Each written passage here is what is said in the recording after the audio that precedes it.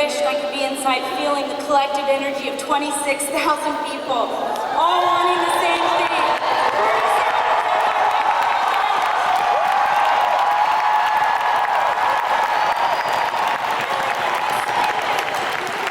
And welcoming you to today's rally for Bernie Sanders. I've never felt this inspired by a presidential candidate. I've never contributed to a campaign or voted in the primaries, but I've donated to Bernie's campaign 5 times. And you know who I'm voting for May 17th, and I know who you're voting for in May 17th. Quick reminder, make sure you are a registered Democrat. I found out that I was registered independent and re-registered. You have until April 26th to make sure you are registered Democrat. I have 2 excited nieces here with me today. One will be voting for the first time. The other one is depending on us to do what's right, to keep showing up no matter what corporate media tries to tell us, no matter how long the lines get. It's up to us to keep donating and to keep talking, to keep spreading Bernie's message, our message. It's up to us to keep volunteering, phone banking, canvassing. A friend of mine who's been working tirelessly canvassing from city to city told me there are people out there, out-of-touch people who don't have the internet, who have never heard of Bernie Sanders or his message. It is up to us to let these people know that there is a future that we can believe in.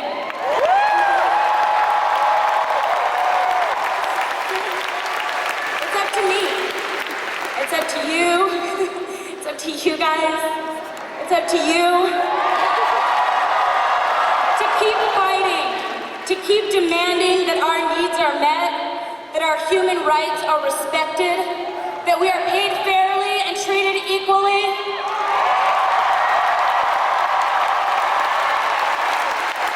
As a middle-class working American, I support Bernie. As an environmentalist, I support Bernie. As a Black ally and Native American ally, I support Bernie. As a cannabis connoisseur, I support Bernie. As a woman, a mother, and a feminist, I support Bernie Sanders.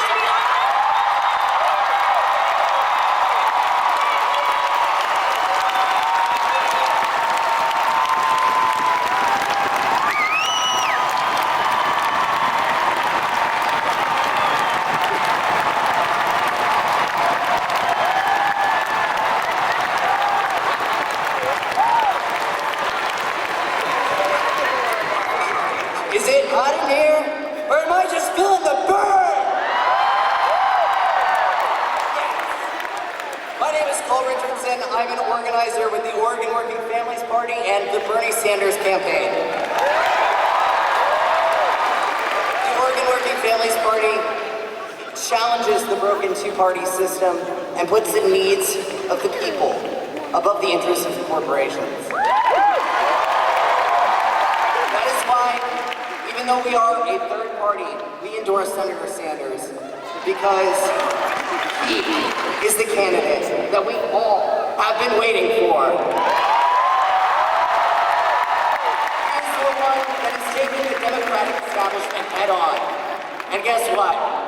We're winning.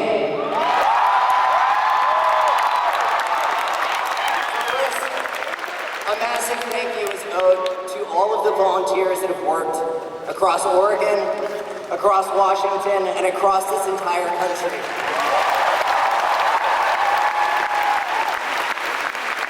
As the political revolution moves west, we've already had huge victories in Idaho, in Utah,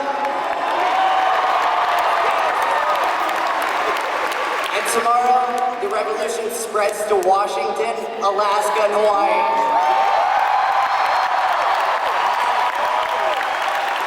And then guess what? It's Oregon's time to feel the burn! And we all want a huge win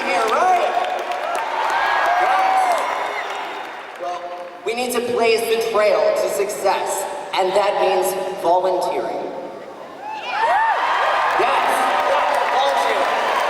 A grassroots campaign can only be successful if we unite and work together for it. Washington's caucus is tomorrow, and there is still doors to knock. There are still people to call, and we need people to observe those caucuses. Yes. In Oregon, luckily, we have the ability to vote by mail, but you can only vote for Sanders if you are a registered Democrat. There are over 800,000 unaffiliated and third-party voters in this state, and you have to be registered by April 26th in order to have your voice heard. And even if you think you are registered, double check, please double check, triple check. We need to make sure that we can have our voice completely heard. We need to send a clear message that Oregon and the West Coast is Bernie country, and that we will win every single delegate in this state. So this is your call to action. If every single person in this room knocks 10 doors, we could knock over 300,000 doors today alone. And that is how you make the change. That is how you make the change. The way to win is to come together. Bernie says, not me, us. Well, let's show Bernie, and let's show the rest of the country just how many of us there are. Go out and we need to knock more doors, we need to call more people, and we need to register more voters. So what role are you all willing to play in the political revolution? Are you going to stand on the sidelines, or are you going to do the work that it takes to get that man elected as our next president? So who out there is going to go after this rally and sign up to volunteer? Who's going to do it? That was loud enough. Who is going to go and sign up to be a volunteer for our next president of the United States? That's more like it. Now don't forget to ask a volunteer how you can help out, and they will help you with that. Thank you.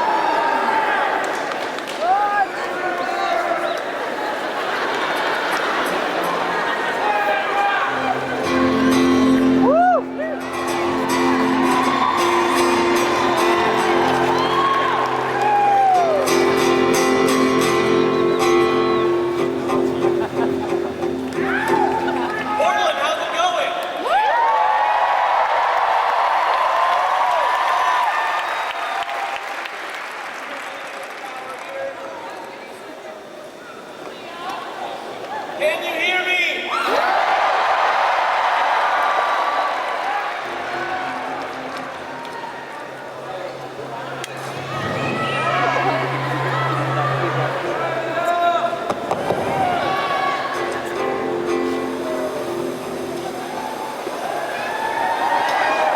What's up, Portland?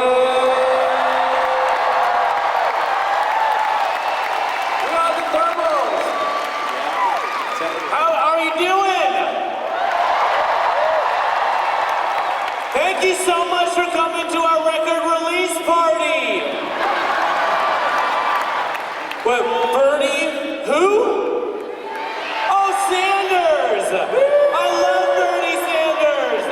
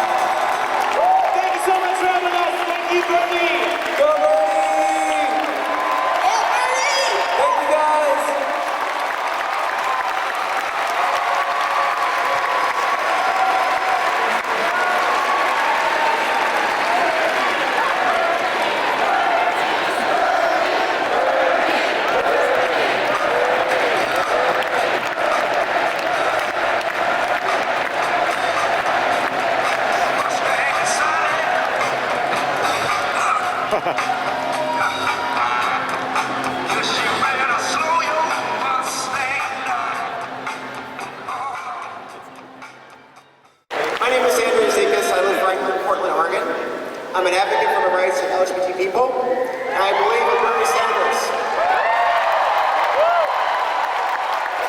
7 years ago, I took the bold step to live in my truth. I accepted myself as a transgender woman, and for that I received lots of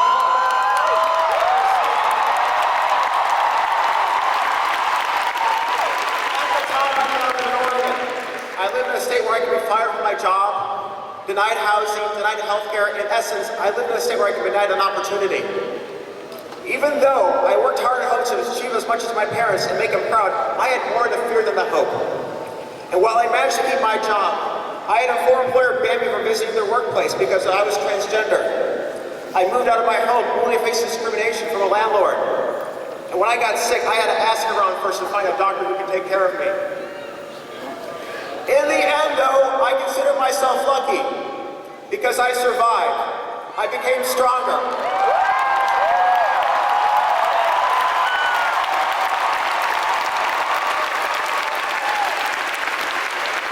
The biggest change in my life happened when I realized I have a voice. And there are lawmakers out there who care about what I have to say and who care about when people are struggling and their families are struggling and they are struggling. We need a leader who is committed to economic justice for all people, regardless of their race, gender, sexual orientation, or gender identity.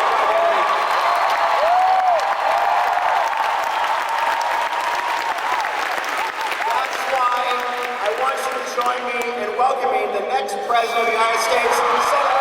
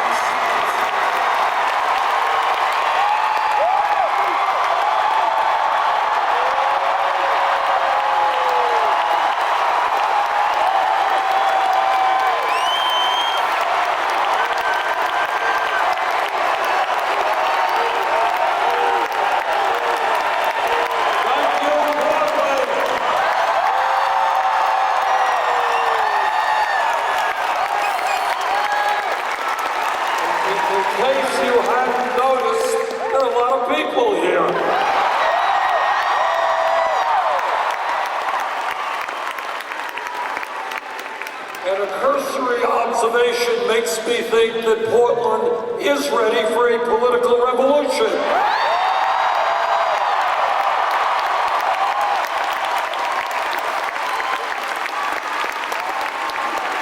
Let me thank Zia McCabe, Cole Richardson, the Thermals, Andrea Zekis, and all of you for being here today.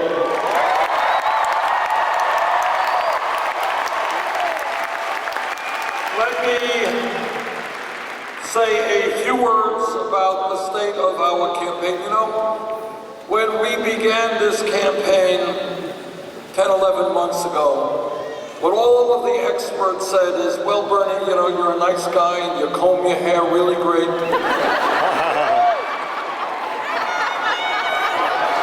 we like your GQ approach toward life.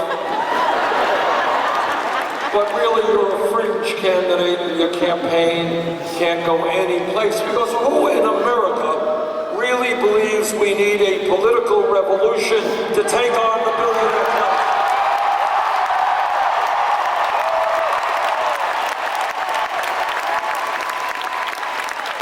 I mean, that's not what CBS believed, or NBC, or ABC, or all the inside the Beltway pundits.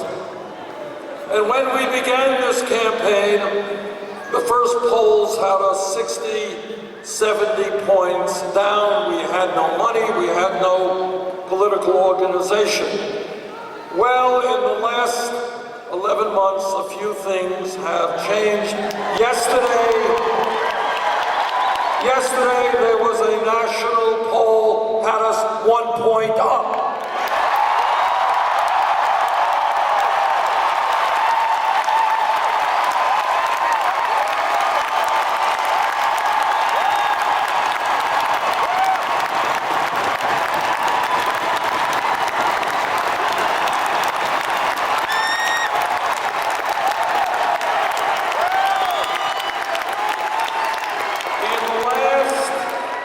In the last number of months, we have won 11 state primaries and caucuses.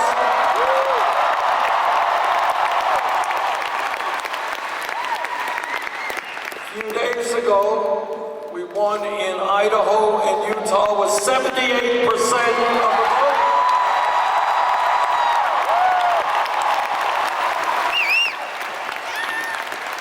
If there is a large voter turnout tomorrow in Washington, I think we're going to do just fine here.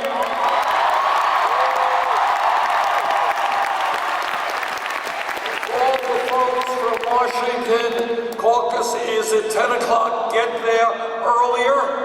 And for all the folks in Portland and in Oregon, you know that the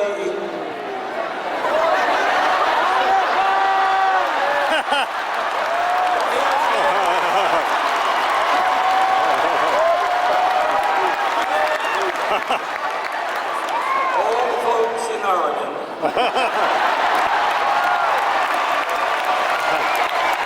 That's what happens when you're all over the country. Okay. You're going to have your mail-in primary, and it's important. And I know the state here has done everything that it can appropriately to try to increase voter turnout. Please fill out those ballots as early as possible. Oh, thank you for that.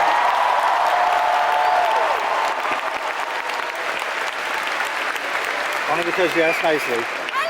Now, you know, one of the criticisms that has been thrown at our campaign is that, well, you know, Bernie's a nice guy, he has good ideas, but he can't win a general election, and I just wanted to deal with that issue. All of us agree, or I expect all of us who are here today agree, that it would be an unmitigated disaster for our country if somebody like a Donald Trump became president.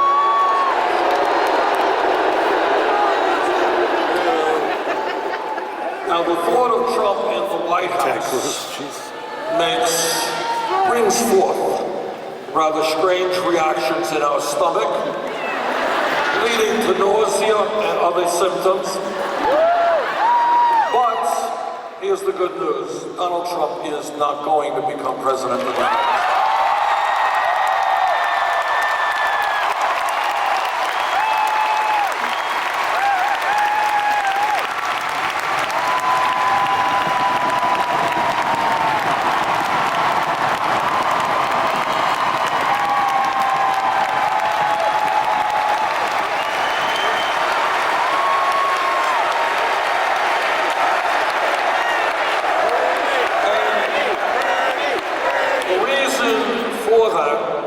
The American people are much too smart to allow that to happen.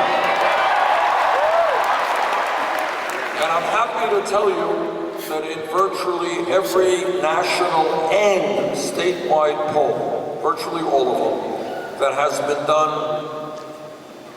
having Bernie Sanders up against Donald Trump, we win with overwhelming numbers.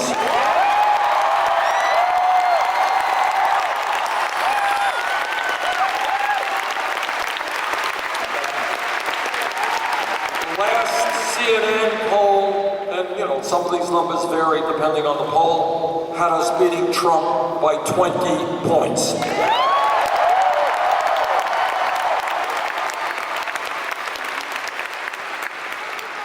And the reason why Donald Trump will never become president of the United States is the American people will not vote for a candidate who insults Mexicans and Latinos.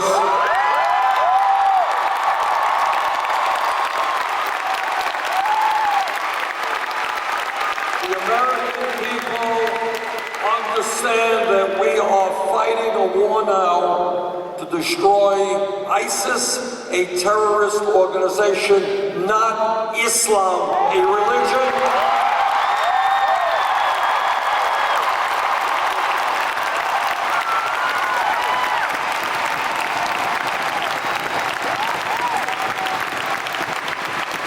The American people will not vote for a presidential candidate who insults women every day.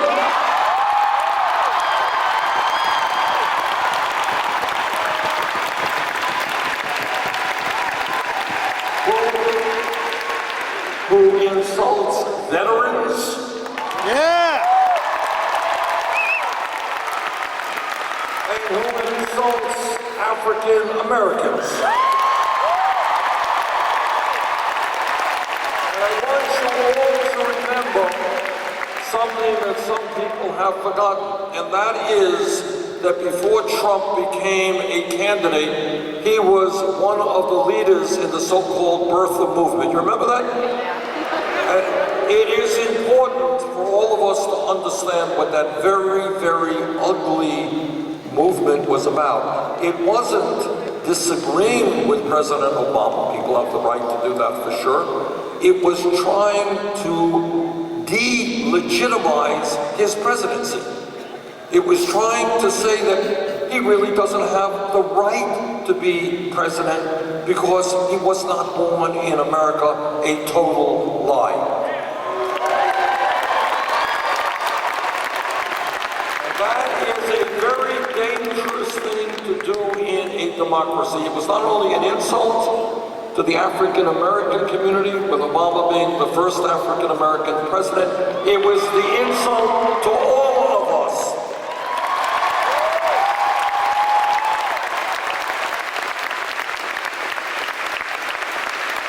Now, the president's father was born in Kenya. My father was born in Poland. I find it interesting that nobody has asked me for my birth certificate.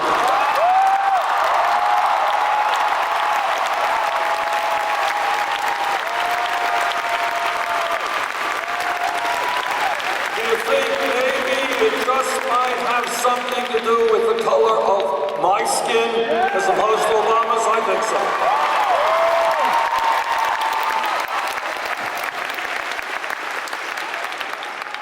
Now, this campaign is doing well because we are listening to the American people and not billionaire campaign contributors.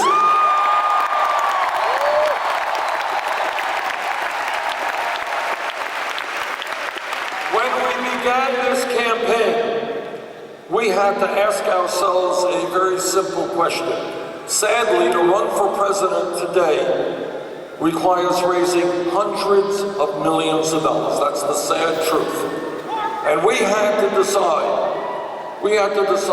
will we establish a super PAC and beg corporate America and billionaires and Wall Street for money?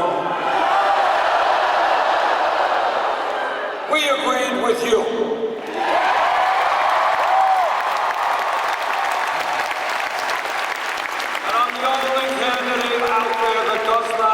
Super PAC, does not want a super PAC, does not need a super PAC.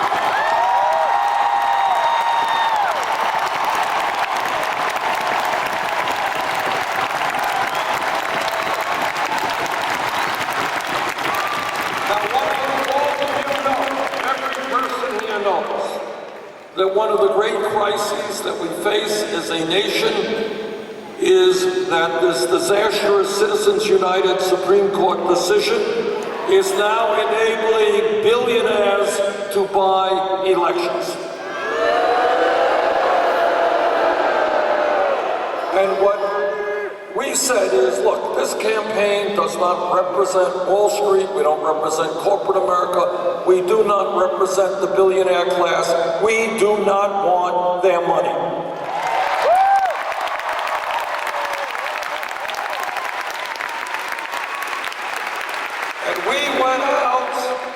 Instead of doing a super PAC, we went out to the middle class and working families in this country, and we said, if you want to support a campaign which is going to transform America, which is going to take on the big money interest, help us out. And in 10 months, we have received almost 6 million individual campaign contributions.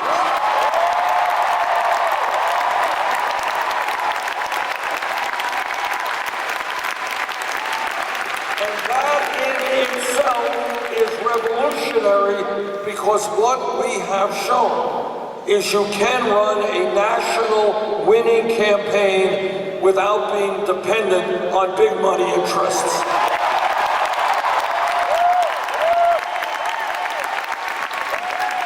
Anybody here know what our average campaign contribution is? $37. That's right, $27.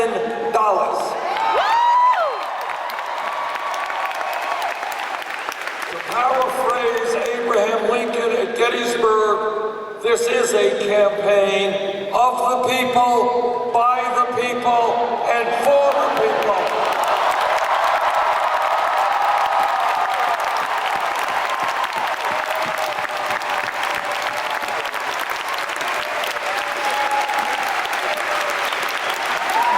Now, Secretary Clinton has chosen another path in order to raise her campaign funds.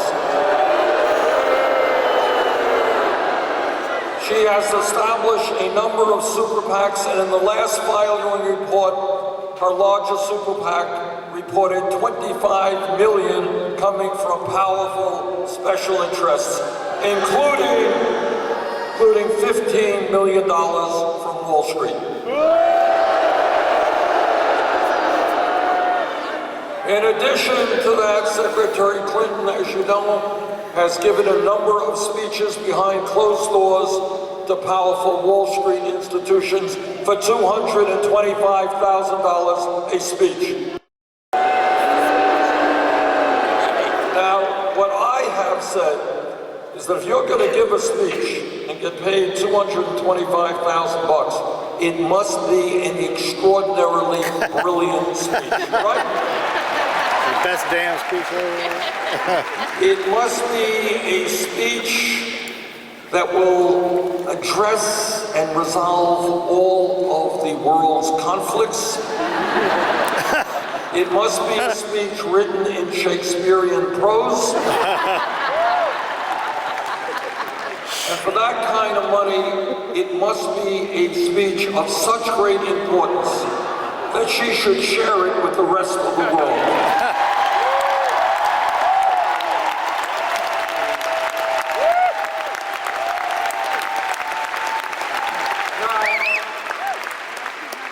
Secretary Clinton has said, well, look, she is prepared to release her transcripts if other people do the same.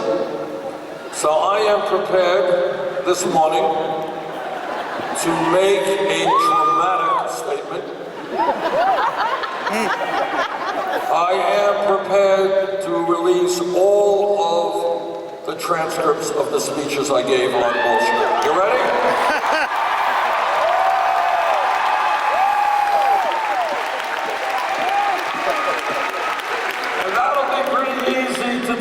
Because there are no speeches to make.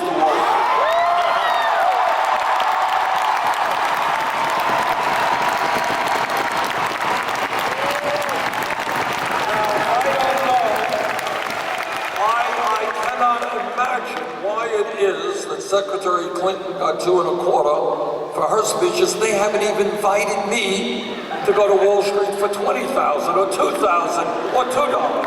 I don't know why. But it may have something to do that my message to Wall Street might be a little bit different than Secretary Clinton's.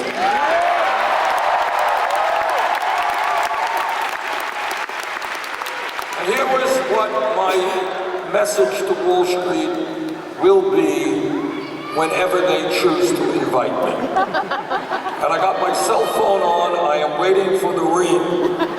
Goldman Sachs, come on down, Bernie, we want to hear from you. But here's what I would say. What I would say is that as a result of the greed and the recklessness and the illegal behavior of of the people on Wall Street. This country was plunged into the worst economic downturn in the modern history of this country.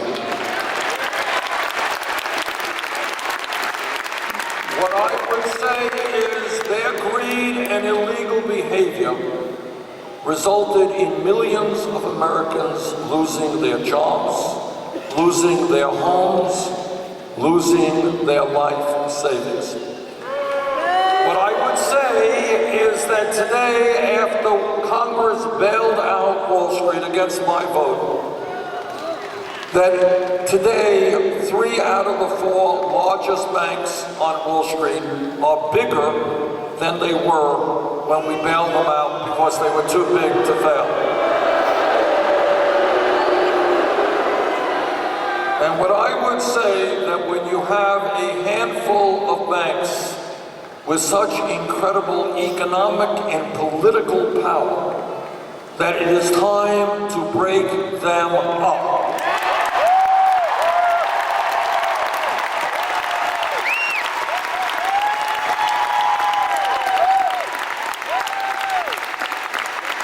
We need a financial system that works for small and medium-sized businesses, for ordinary Americans, and not just for a handful of CEOs on Wall Street.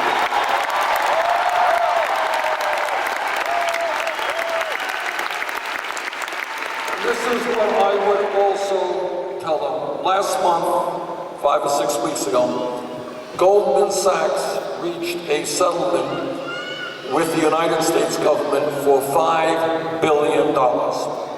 Now, they were not alone. Other large banks also reached even larger settlements. And the reason they reached that settlement is that they were selling packages of worthless subprime mortgages, defrauding the American people. Now, one of the reasons that so many Americans are angry is they see a criminal justice system which comes down very heavily on the poor and on people of color.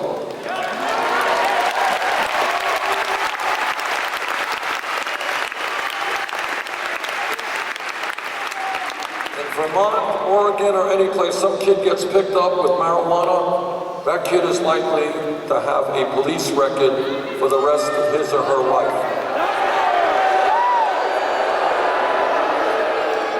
But apparently, if you are an executive on Wall Street whose greed and illegal behavior destroyed this economy, nothing happens to you.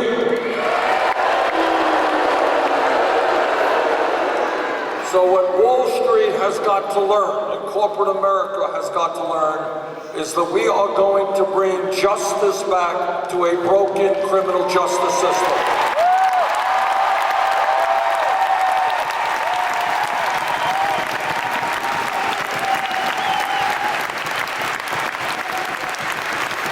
If you break the law, even if you are a Wall Street executive, you are going to pay the price.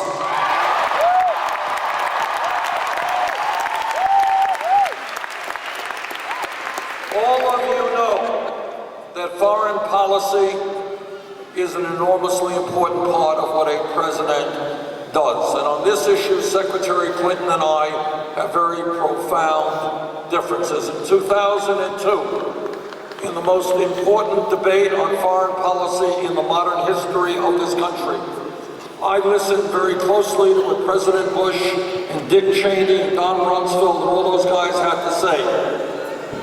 I listened to their ideas and their arguments as to why we should go to war in Iraq. I didn't believe them. I voted against that war and let the opposition.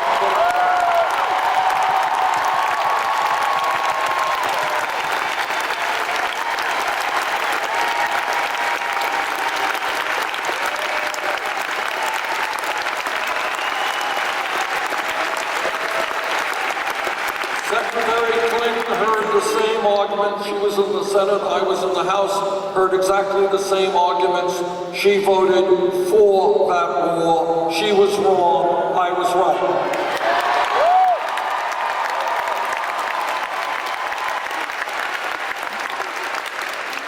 right now, all over this country, we are facing a growing crisis in terms of clean, drinkable water. And if anybody thinks it is just a disaster in Flint, Michigan, you would be mistaken. We need policies in this country to protect clean drinking water.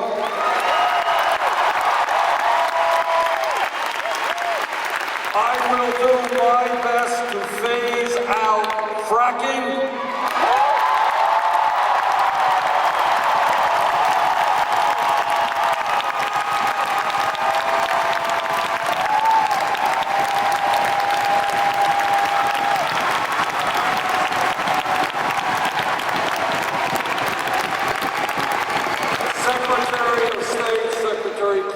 Strongly supported fracking around the world and still supports it in this country.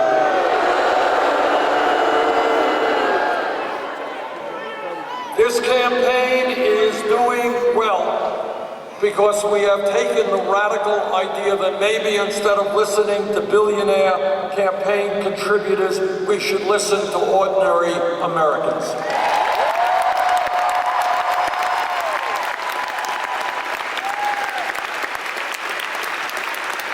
And when working people are telling me throughout this country is they cannot get by on $9 or $10 an hour, that they cannot take care of their families or themselves on starvation wages,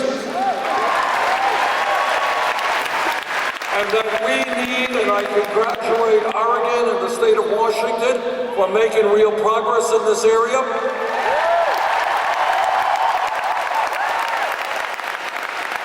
The simple truth is, in America, if you work 40 hours a week, you should not be living in poverty.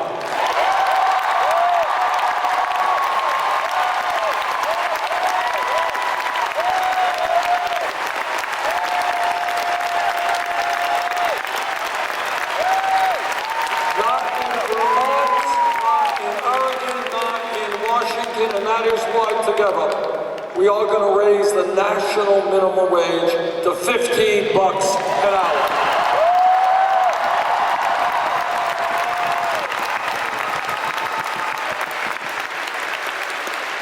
And this campaign is listening to women.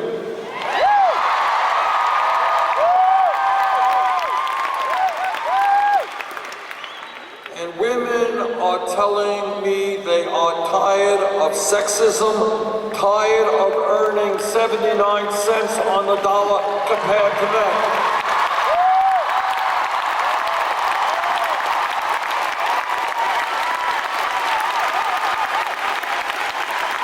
And I know that every man in this arena will stand by the women in the fight for justice and pay equity.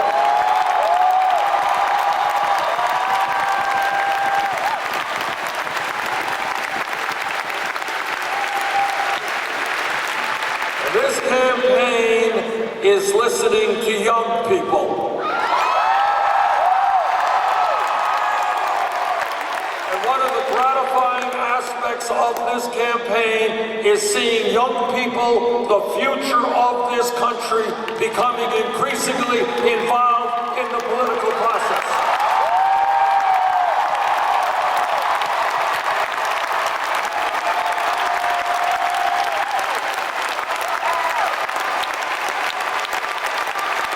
Young people, I say, this is your country, this is your future. Get involved in making the decisions that will impact your lives forever.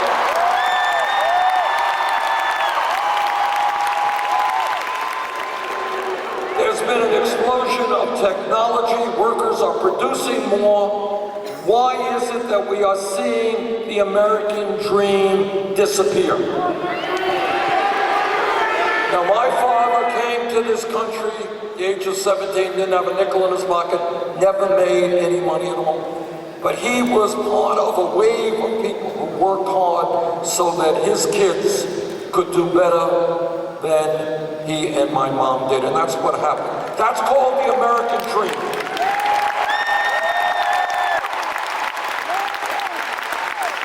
And the younger generation does not deserve to see that American dream disappear.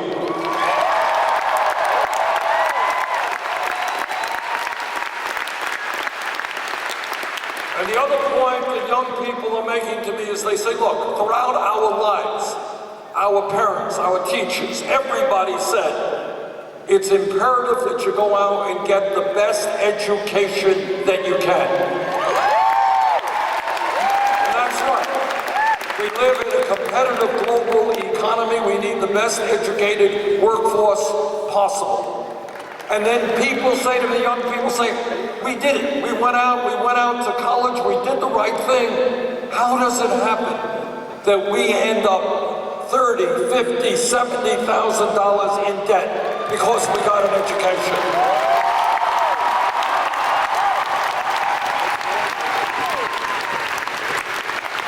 What this campaign is about is asking the American people to think outside of the box, outside of the status quo. Don't accept the reality that the media or corporate America presents to you. That does not have to be the reality of the future.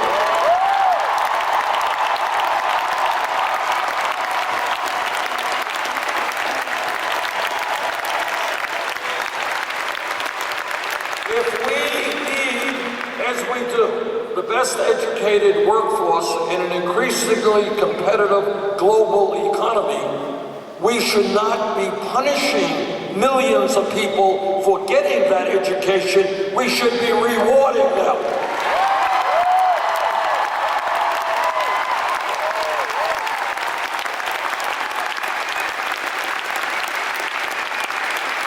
When we talk about public education, 50 years ago, 30 years ago, it was great that we had free public education from the first grade through the 12th grade. That was great. But the world has changed, the economy has changed, technology has changed. People today need more education. And that is why I believe that in the year 2016, when we talk about public education, we've got to be talking about making public colleges and universities tuition free.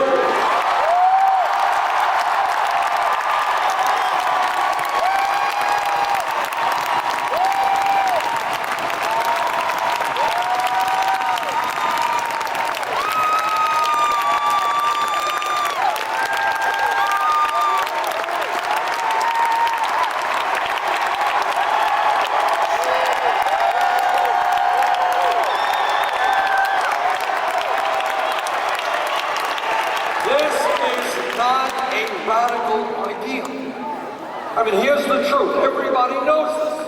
And it's just a question of thinking outside of the box. 50 years ago, you graduated high school, the odds are you could get a pretty good job and make it into the middle class 50 years ago. Today, in most cases, that is not the situation. Today, in many cases, people need a college degree. What I want to see happen in this country is that every kid in America, I grew up in a family without a lot of money, my parents never went to college. I want every kid in Oregon, in Washington, in Vermont to understand that if he or she does their schoolwork seriously, does well, takes school,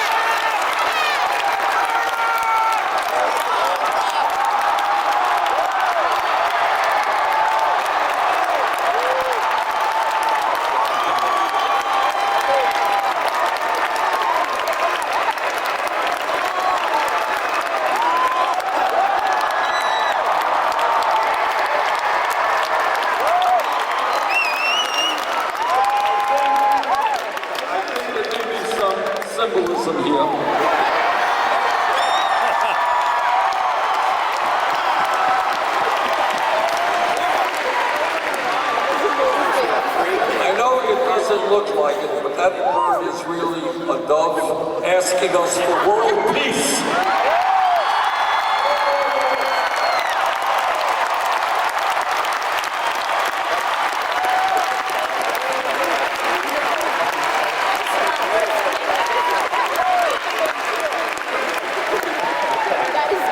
In any case, we've got to rethink higher education.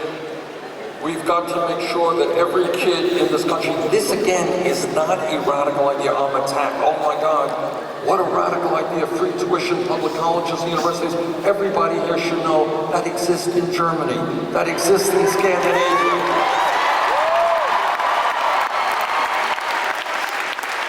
And what is important about that idea is I want children in Portland and Vermont to understand that even if their families don't have a lot of money, if they do well in school, yes, they will be able to get a college education.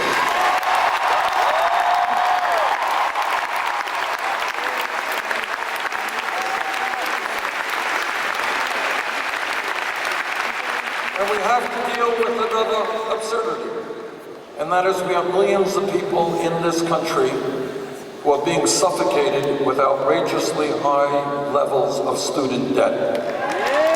Anybody here with student debt? Let me rephrase the question. Anybody here without student debt? And what we need to do, I have talked to people all over this country. I talked to a guy, 55 years of age. He's been paying off his student debt for 25 years. He is more, well, there's another one. He is more in debt today than he was when he took out that debt. People should not have to pay 20, 30, 40% of their incomes in student debt. And that is why we're going to give people the opportunity to refinance that debt at the lowest interest rates.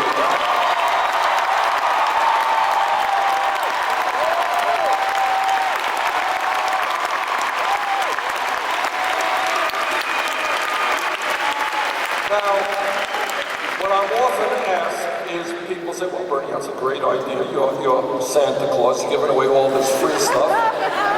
You want public colleges and universities to be tuition free, you want the lowest student debt, that's nice. How are you going to pay for that? I will tell you how we're going to pay for that. In the last 30 years, there has been a massive redistribution of wealth from the middle class to the top 1/10 of 1%. In other words, the very, very rich are getting richer, almost everybody else is getting poorer. In 2008, 2009, the United States Congress bailed out Wall Street. Now, I believe that today we need to impose a tax on Wall Street speculation.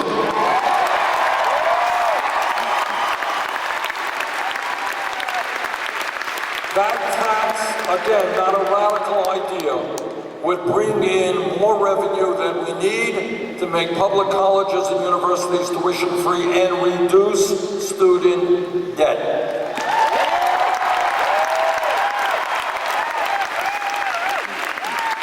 The American people bailed out Wall Street. Now it is Wall Street's time to help the middle class in this country.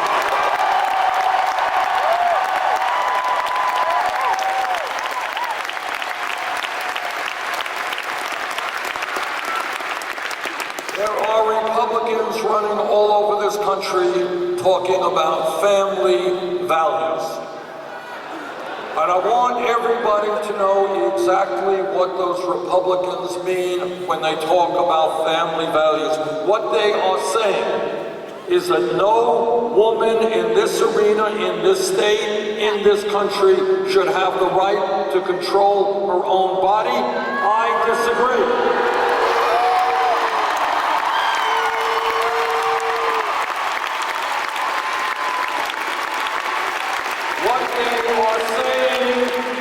when they talk about family values is that our gay brothers and sisters should not have the right to be married. I disagree.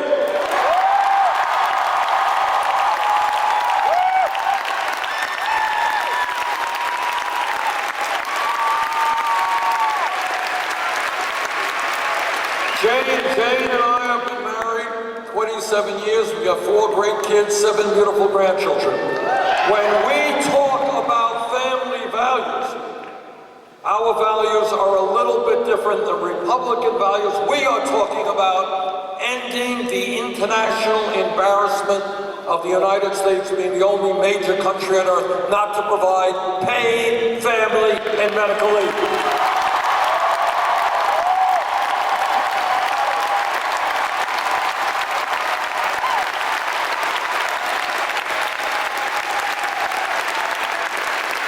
Today in Washington, today in Oregon, today in Vermont, a working class or low-income woman has a baby, and because she does not have sufficient funds in many cases, she will have to separate herself from that newborn baby in 1 week, 2 weeks, 3 weeks, and go back to work to earn enough money to take care of her family. The few countries in the world, not only major countries, even poor people, poor countries understand the absurdity of that. And that is why together we are going to pass legislation in Congress, 3 months paid family and medical leave.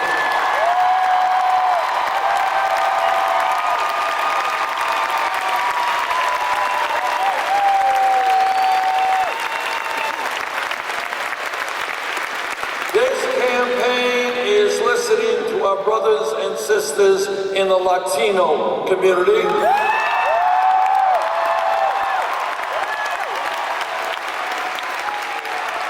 And they are telling me they are tired of living in the shadows, tired of being exploited, tired of living in fear. They want comprehensive immigration reform. I want comprehensive immigration reform.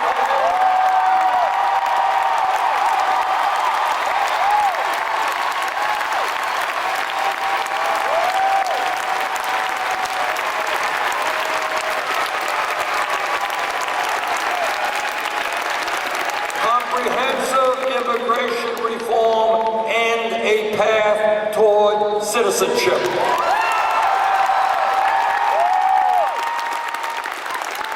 And if Congress does not do its job and pass immigration reform, I will use the executive powers of the president to do everything that I can.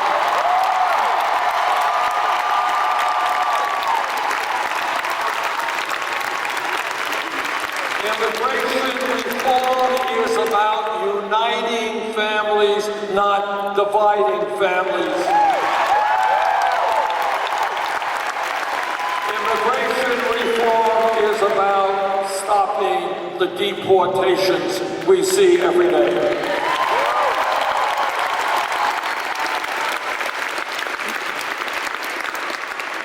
This campaign is listening to our brothers and sisters in the African American community.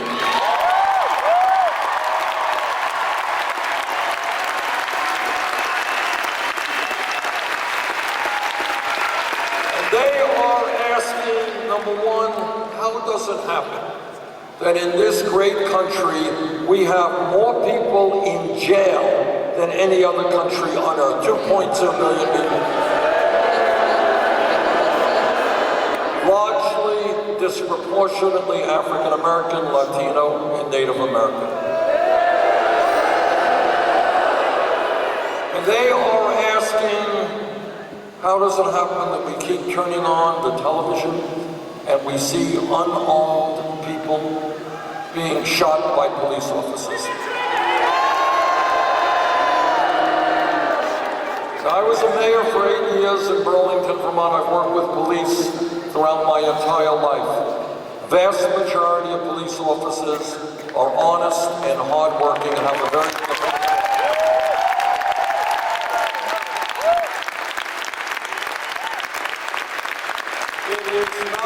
easy being a police officer today, but like any other public official, when a police officer breaks the law, that officer must be held accountable.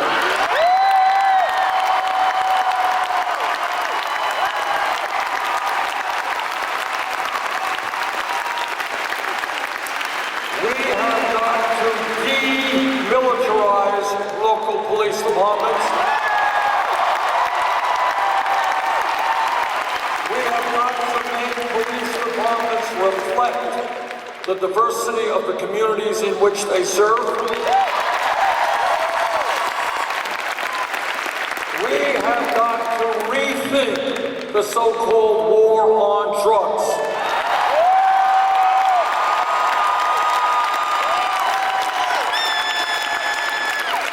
It turns out that over the last 30 years, millions of Americans have police records for possession of marijuana.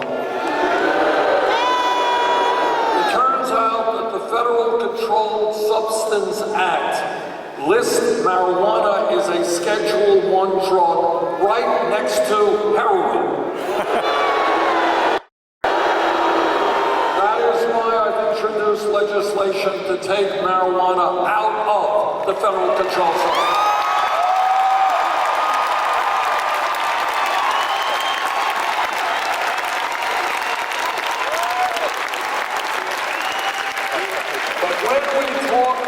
Drugs.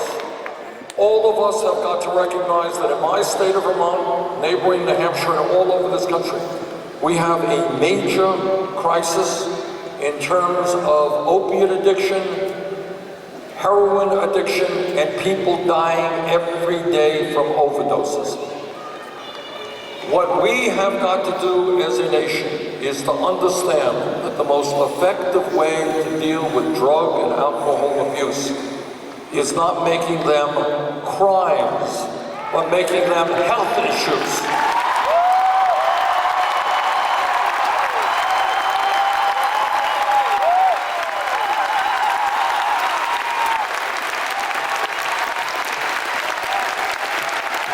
And that takes us to another issue, and that is that we need a revolution in this country in mental health treatment.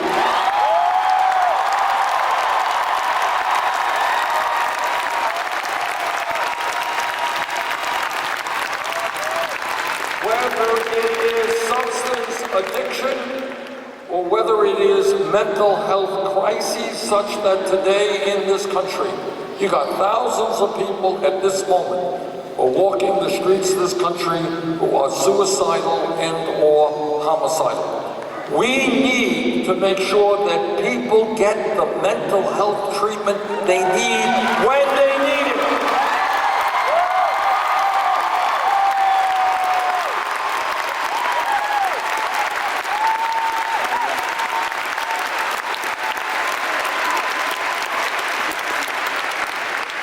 This campaign is listening to the Native American community.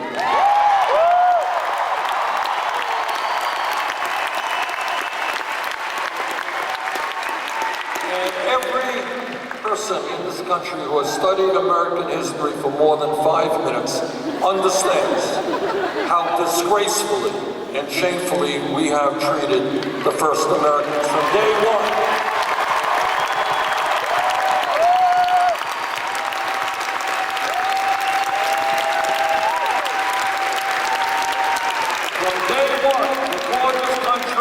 Was a country. Native Americans were lied to, they were cheated, and their treaties were abrogated.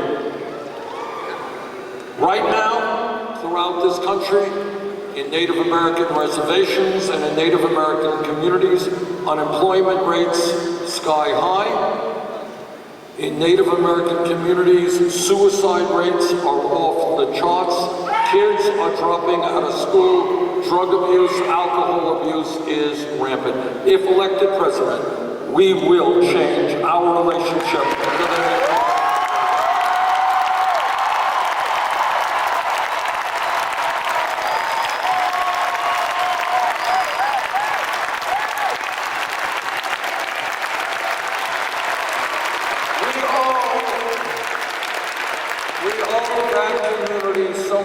best parts of our culture emanate from them. And by the way, when we talk about respect for the environment, when we talk about understanding that we have to live as part of nature, not against nature, that's what we got to do.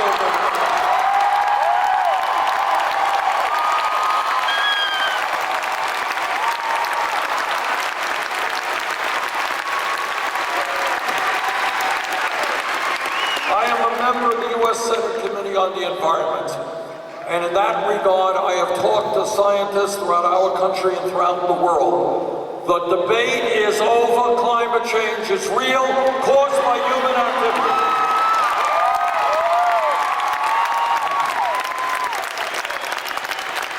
And what the scientists are telling us is pretty scary. And that is, in many ways, they have underestimated the potential danger of climate change. They now tell us that by the end of this century, this planet could be 5 to 10 degrees Fahrenheit warmer, more drought, more floods, more extreme weather disturbances, more acidification of the oceans, more rising sea levels, more international conflict as people fight over limited natural resources. We have a moral responsibility to future generations to make certain that the planet we leave them is healthy and happy.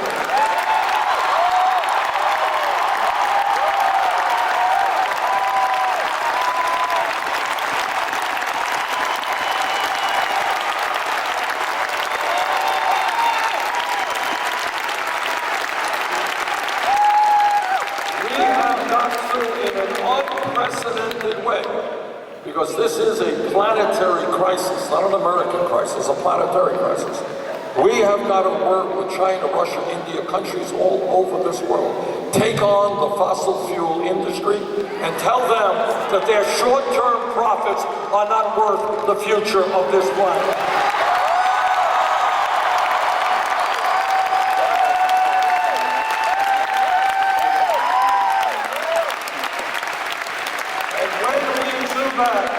We can create millions of decent-paying jobs in wind, solar, geothermal, and other sustainable energies.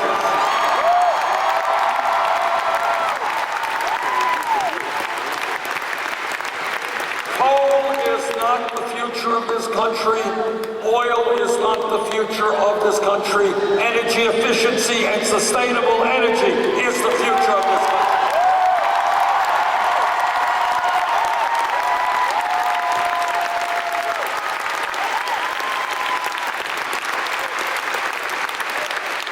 Now, I have been criticized very often for saying this, so let me say it again. In my view, healthcare is a right of all people, not privilege.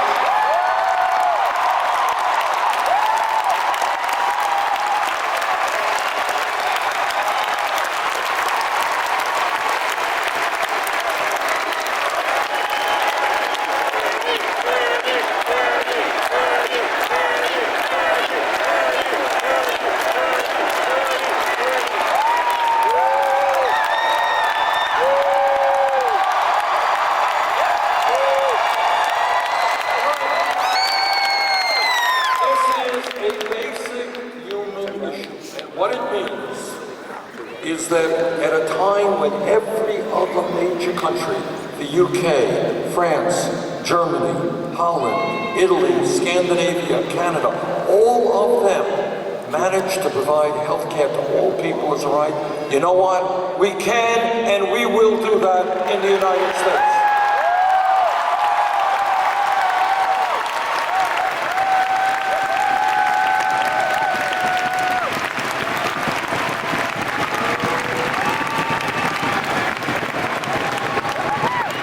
Now, the Affordable Care Act, and I'm on the committee that helped write the Affordable Care Act, has done some very good things.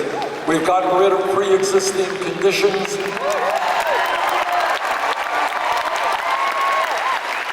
17 million Americans now have health insurance who did not. We've done away with discrimination against women in healthcare premiums because they are women. But we still have a long way to go. Today, 29 million have no health insurance, and many of you have high deductibles and high co-payments. Is that right? And if you got a high deductible, a high co-payment, you don't have any money, you know what happens? You don't go to a doctor. And the result of that is that every year thousands of Americans die because they don't go to the doctor when they should. And then we have the absurd situation of the drug companies ripping us off unconscionably.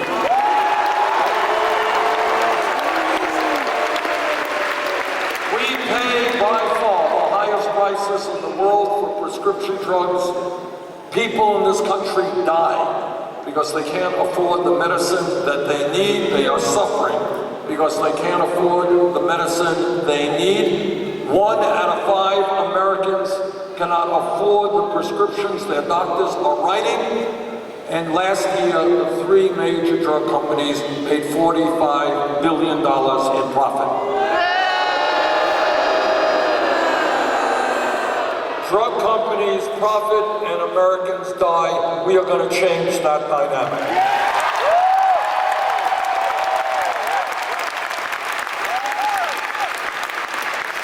And on top of all of that, we end up spending far more than any other country for healthcare, almost 3 times the British, 50% more than the French, and far more than the Canadians. And that is why, together, we will fight for a Medicare for all healthcare system.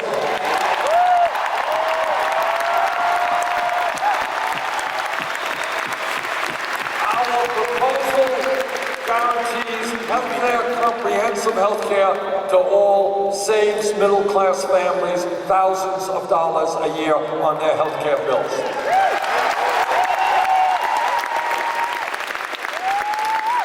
Everybody in this room, in this arena, understands a very profound political point. And that is that in our country, real change never takes place from the top on down, always occurs from the bottom on up.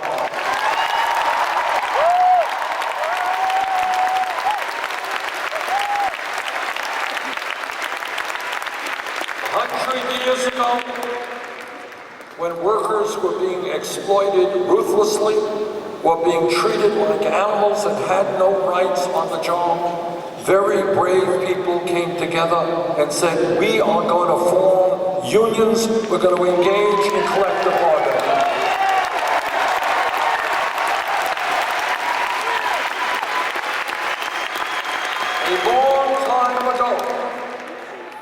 Long time ago, you had incredibly brave African Americans and their white allies saying that in America, we are going to fight for a country where segregation, racism, bigotry does not exist.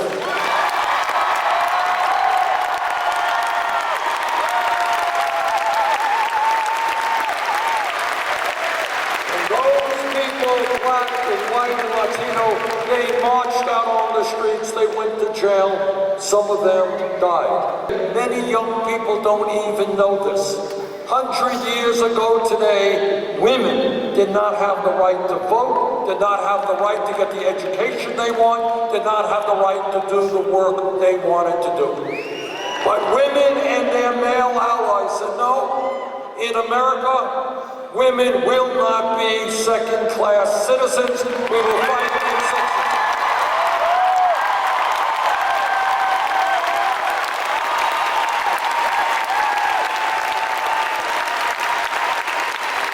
And women went to jail, incredibly courageous. 100 years ago, women standing up, going on hunger strikes, went to jail, died. And they ended up getting the right to vote and making major advances against sexism.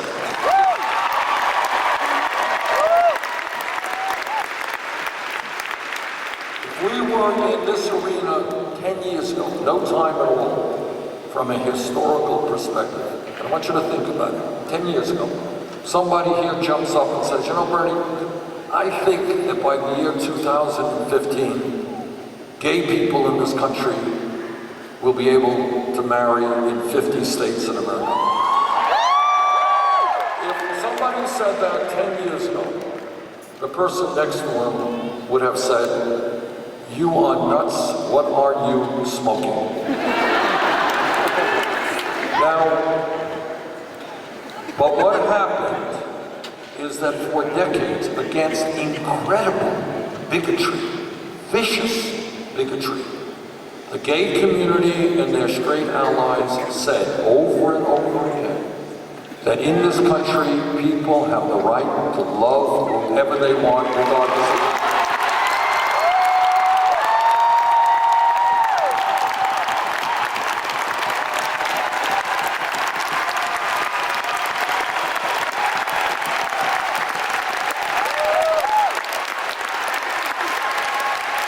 And I'll give you another example, close to home, about how real change takes place. That's what I'm talking about. How do we make real change?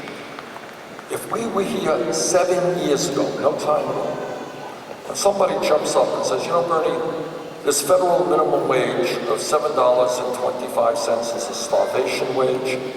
People can't live on it.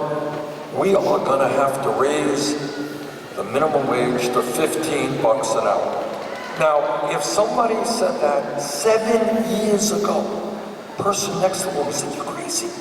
You're talking about more than doubling the federal minimum wage. You're nuts, it can't happen. That's too radical an idea. But you know what happened?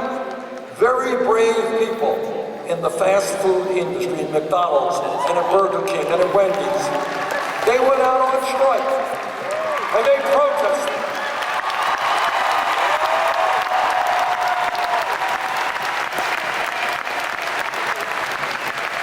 And they made the case that every American deserves a living wage. And then you know what happened? In Seattle, $15 an hour. In Los Angeles, in San Francisco, in Oregon, $15 an hour.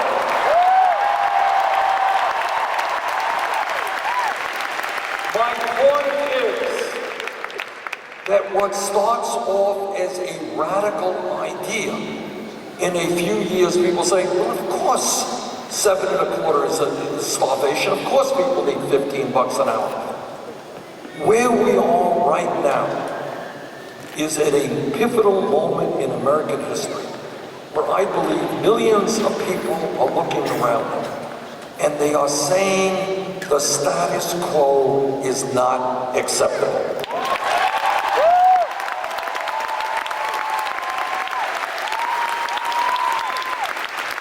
They are saying it is too late for establishment politics, establishment economics, the same old, same old. They are saying, look, let's be clear, people who are funded by Wall Street and the drug companies are really not going to be the agents of change that we need.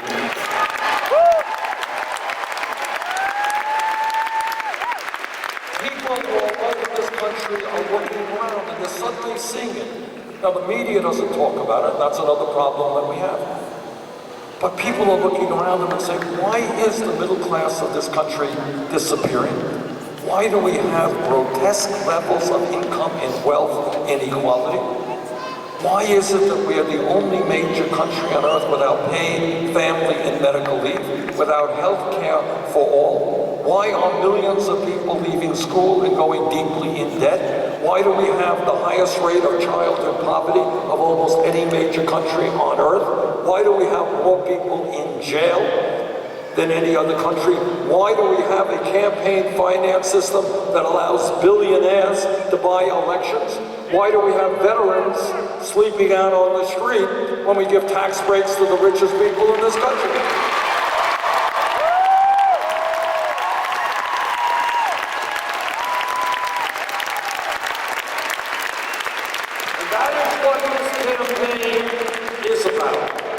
It is about not accepting the status quo, to understand that if we do not allow the Trumps of the world to divide us up, if we stand together as black and white and Latino and Asian American and Native American, gay and straight, men and women, there is nothing we cannot accomplish.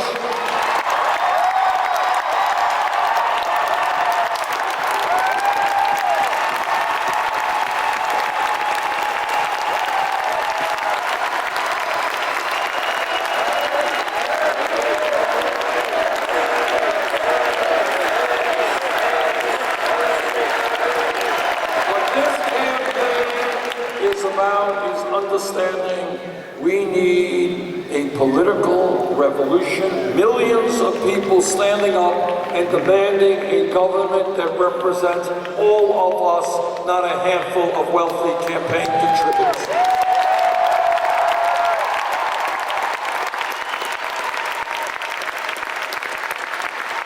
Tomorrow, in the state of Washington, starting at 10 a.m., there will be caucuses all over the state, and starting on April 27th, people will begin to get their ballots in the state of Oregon.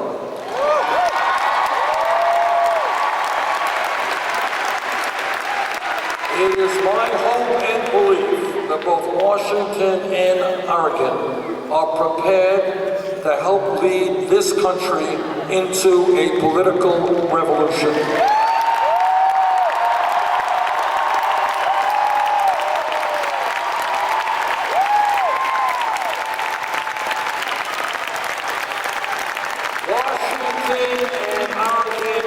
Can help transform this country.